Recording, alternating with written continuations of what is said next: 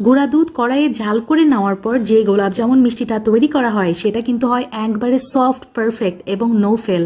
আজকে আপনাদেরকে গোলাপ জামুন মিষ্টি তৈরির কতগুলো সিক্রেট টিপস শেয়ার করছি, যেটা ফলো করলে আপনিও আমার মতো একবারে 100% রেজাল্ট পাবেন। As I am a dessert lover, যখনই মিষ্টি খাওয়ার জন্য মাথা নষ্ট হয়ে যায় তখন এই রেসিপিটা বানাই ফেলি। মানে একবারে পানির মতো ইজি হয়ে গেছে আমার কাছে এই রেসিপি। আর আমার গোলাপ জামুন মিষ্টি দেখেই নিশ্চয়ই বুঝতে পারছেন এটা কি পরিমাণ রসালো হয়েছে। মাশাল্লাহ, একদম রসে টইটুম্বুর অবস্থা, ভিতর পর্যন্ত রস গেছে আর এটা এতটা সফট, মুখে দিলেই গলে যাচ্ছে এরকম। তো প্রথমেই একটা কড়াইয়ে আমি 1 কাপ পরিমাণ গুঁড়া দুধ নিয়েছি। 250 ml এর কাপ দিয়ে মেপে আমি এখানে নিয়ে নিলাম। আর সেম কাপেই আমি নিয়ে নিচ্ছি লিকুইড মিল্ক, আগে থেকে জাল করা 1 কাপ পরিমাণ। তারপরে দিয়ে দিচ্ছি সুজি, 2 চা চামচ পরিমাণ সুজি আমি এখানে ব্যবহার করেছি। সুজি দিলে এই মিশ্রণের বাইন্ডিংটা হবে আর একটু পরিমাণেও বেশি হয়ে যাবে। তার সাথে দিয়ে দিলাম ঘি, প্রায় 1 টেবিল চামচ, মানে 1 চা চামচ ভরে ভরে আমি ইউজ করেছি। দিয়ে এখন সবকিছু উপকরণ একসাথে মিক্স করে নিব। চুলাটা কিন্তু এখনো জ্বালাইনি। যখন সবকিছু উপকরণ একসাথে খুব ভালোভাবে মিক্স হয়ে যাবে তখন আমি চুলাটা অন করে দিলাম। এখন অনবরত নাড়তে থাকতে হবে আর কিছু সময় পরেই দেখতে পারবেন এই মিশ্রণটা ঘন হতে থাকছে। প্রায় 5 থেকে 6 মিনিট পর খেয়াল করেছেন নিশ্চয়ই আমার মিশ্রণটা কিন্তু অনেকখানি ঘন হয়ে গেছে আর এই পর্যায়ে কড়াই থেকে উঠে উঠে আসছে। তার মানে আমার মিশ্রণটা গোলাপ জামুনের জন্য একবারে রেডি। চুলাটা অফ করে দিলাম। এখন আমি এখানে 1.5 কাপ পরিমাণ চিনি ব্যবহার করছি। 1.5 কাপ মানে 1 কাপ প্লাস হাফ কাপ। তার সাথে সেম কাপে মেপে আমি সমপরিমাণ পানি অ্যাড করছি। আর গোলাপ জামুনের শিরাটা একটু পাতলা হয় যাতে করে মিষ্টিগুলো খুব দ্রুত এই শিরাটা সোক করতে পারে। তার মানে যতটুকু চিনি আমি ততটুকু পানি ব্যবহার করেছি। তার সাথে 2টা এলাচ দিয়ে দিলাম আর সামান্য একটু গোলাপ জল ব্যবহার করেছি জাস্ট ফর ফ্লেভার, নাইস যাতে একটা অ্যারোমা পাওয়া যায়। এখন সবকিছু একসাথে মিক্স করে দিব আর চুলার জালটা অন করে দিলাম। আর এই শিরাটা আমি জাল করব ঘড়ি ধরে 3 মিনিট।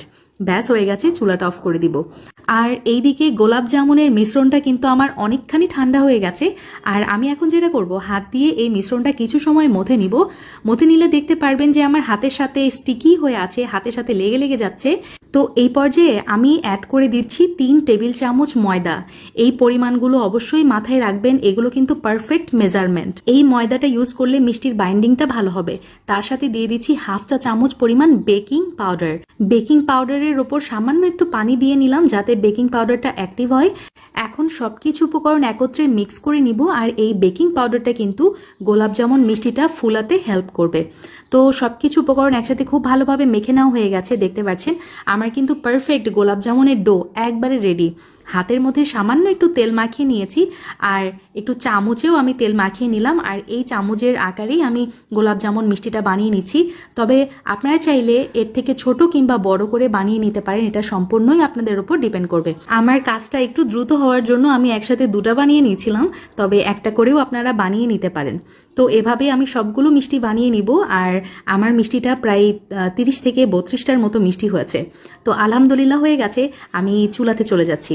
চুলাতে দেখতে পাচ্ছেন আমি পর্যাপ্ত পরিমাণ তেল নিয়েছি আর তেলটা এমন গরম হবে যাতে করে আমি আঙ্গুল দিয়ে কিছু সময় রাখতে পারি এরকম। তো প্রথম একটা মিষ্টি ভেজে নিলাম, দেখলাম পারফেক্ট। তারপরে আমি সবগুলো মিষ্টি এখানে দিয়ে দিচ্ছি। চুলার জালটা ওই যে বলেছি একদমই মানে লো, মিডিয়াম টু লোতে থাকবে, ঠিক আছে? এভাবেই আমি মিষ্টিগুলো সব ভেজে নিব।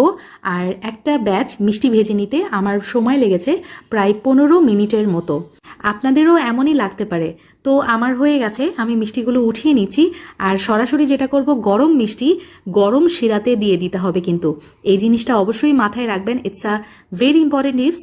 সেটা হচ্ছে যে আপনার মিষ্টিও গরম থাকতে হবে, তার সাথে শিরাটাও একদমই গরম থাকতে হবে। আমার শিরাটা ঠান্ডা হয়ে গিয়েছিল, পরে আমি আবার চুলাতে গরম করে নিয়েছি। তারপরে আমি মিষ্টিগুলো গরম শিরাতে দিয়েছি, গরম মিষ্টি গরম শিরাতে দিয়েছি এবং ঢাকনা দিয়ে রেখেছিলাম মাত্র 30 মিনিট। আলহামদুলিল্লাহ দেখতেই পাচ্ছেন আমার মিষ্টিগুলা রস খেয়ে একদম ডাবল হয়ে গেছে সাইজে। আর আপনাদেরকে এটা একটু হাতে নিয়ে দেখিয়ে দিচ্ছি যে এটা কি পরিমাণ সফট হয়েছে আর কি পরিমাণ তুলতুলে রসালো, মানে ভিতর পর্যন্ত রস চলে গেছে। আর এটা যখন আমি মানে মুখে দিয়েছিলাম আমার মুখের মধ্যে জাস্ট মেল্ট হয়ে যাচ্ছিল। আচ্ছা যাই হোক, আমার ভিউয়ার্সের জন্য একটা কথাই বলবো, হৃদয় ফেরদৌস খান চ্যানেল মানেই ট্রাস্টেবল জায়গা যেখানে আমার ভিউয়ার্সরা চোখ বন্ধ করে আমার রেসিপির ওপর বিশ্বাস করতে পারবে। আল্লাহ হাফেজ, আসসালামু আলাইকুম।